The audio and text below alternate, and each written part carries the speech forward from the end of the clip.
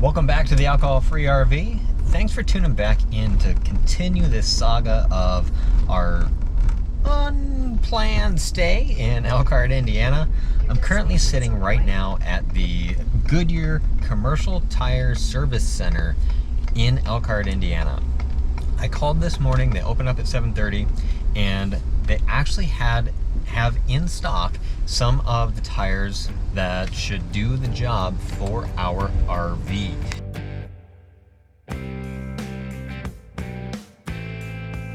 Ultimately, I'm really glad that Goodyear has the tires in stock that are going to do the job. So they're Goodyear G614s. Our size is a 235/85 R16. And so those are the exact same size as what we had with the Advanta tires, which I'll link that video up in the corner here. I think that's this side. But the tires, you know, they're a couple of $100 a pop. These are also commercial trailer tires. And so I'm really grateful that they had something kind of at that same level of what we had. They're not the exact same tire, but hey, now I can do a comparison between the two, you know, with the Advantas and the Goodyears, and maybe we'll do a video about that at the end of this trip. I did want to talk a little bit more about tire safety in this video as well. I think it's something that's perfect timing. So we're going to talk about a few things that are really helpful to have on the road, because you never know what's going to happen. The first thing I'm going to talk about is the tire pressure monitoring system. We have a system from TST, I think it's Truck System Technologies, that we got from Techno RV before we came on this trip. Interestingly enough, the system that we got does measure temperature of the tires somehow, as well as pressure. And there was no indication from the TPMS that we were in an overheat situation. The tire temperatures were really level. You know, comparing the tires that were problematic to the tires that were on the sun side, they were actually still cooler than what the temperature was from the sun beating down on these tires. I thought that was kind of interesting, but we were able to stop before there was any problem because we had that visual indication of the smoke coming out of the tires. So I can't really say one way or another if that TPMS was going to ever alarm us before catastrophic failure.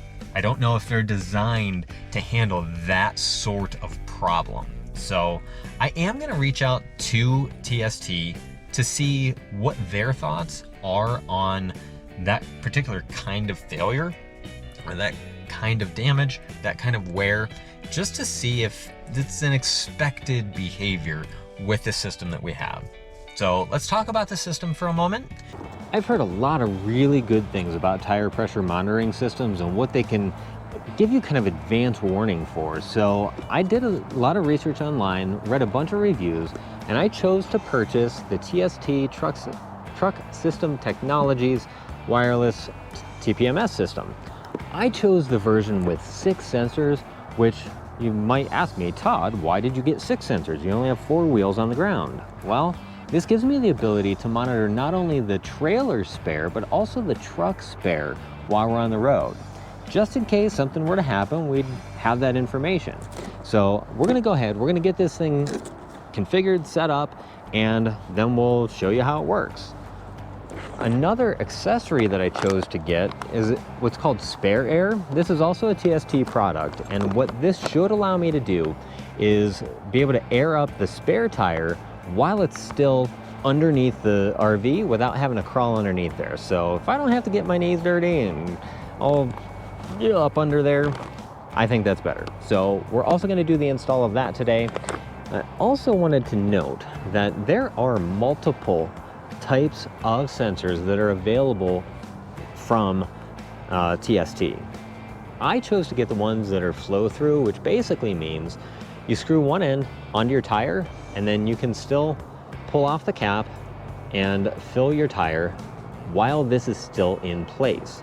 I like that because I don't have to remove these, and the traditional sensors require a tool to remove them. So I wanted to be able to put these on, leave them there.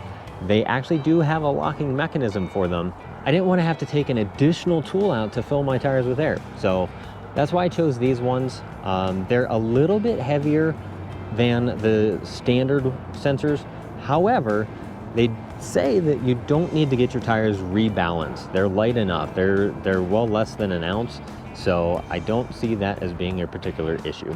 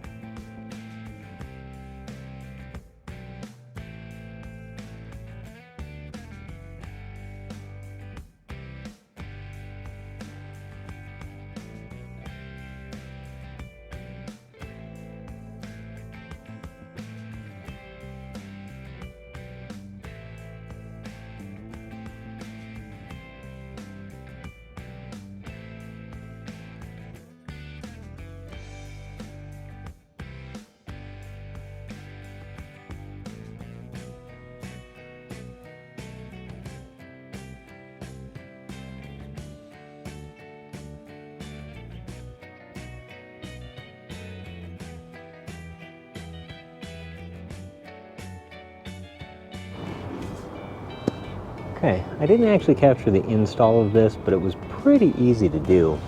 So this is the bulkhead fitting for the spare air.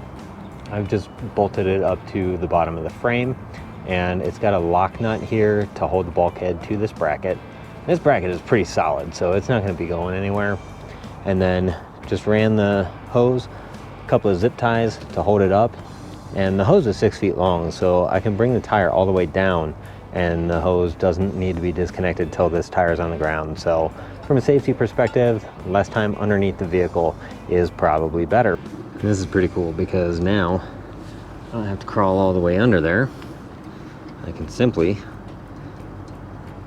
hook my Viair right to that little nozzle.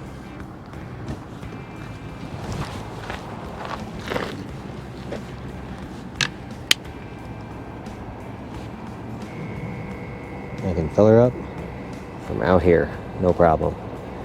That is really, really cool. I love it. A couple other things that are really important for you to have is, number one, you've got to be able to get your trailer tire off the ground. If you've got a flat, having a wrench and everything isn't going to do you much good, or even knowing how much pressure you have isn't going to do you much good if you can't get that tire off of the RV. So there's a couple of different things that you can use, and the thing that I chose is a 20-ton bottle jack. This is a Husky that I picked up at Home Depot. It was like 60 or 70 bucks. I don't remember the exact cost, but I figured that this was going to be strong enough to lift up, even if I have to change one of the truck tires while we're still connected. I should be able to do that with this. This has a really high lift height, really high lift capacity, and so I'm able to change any tire on either our truck or our RV. It's easy for me to say, should something happen. So this has come in handy a couple of times. We've had some low tire pressures and like changing out the bearings and lubing those things up. So always have some way that's strong enough to lift your truck or your trailer off the ground so you can get those tires changed. Another thing that, you know, knowing how much pressure you have is great, but you also need a way to refill the tires. A lot of the more inexpensive air pumps that you might see at like Walmart or, you know, any of your other general kind of hardware stores don't pump very fast, and RV tires take a high level of pressure in comparison to what your car does.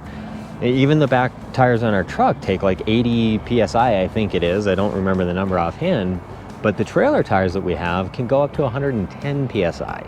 That's pretty high. And one of those $20, $30 pumps that you can get at Walmart just isn't gonna do the job. So I really recommend looking into a real air compressor that would be able to fill your tires.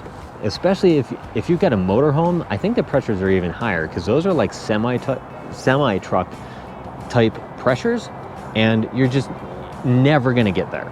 So we chose to purchase one of the most trusted names in air compressor technology, mobile air compressor technology. We went with this Viair.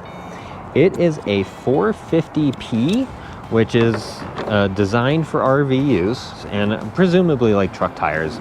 It is automatic, so when the hose gets pressurized, it'll stop pumping, but it's kind of heavy duty, and it's pretty quiet too. The reason I chose this version is because it comes with a couple of accessories that I think are super helpful in getting your tires filled up. It's got two lengths of hose, one which connects directly to the air compressor, and then another one that can kind of chain off of that, and then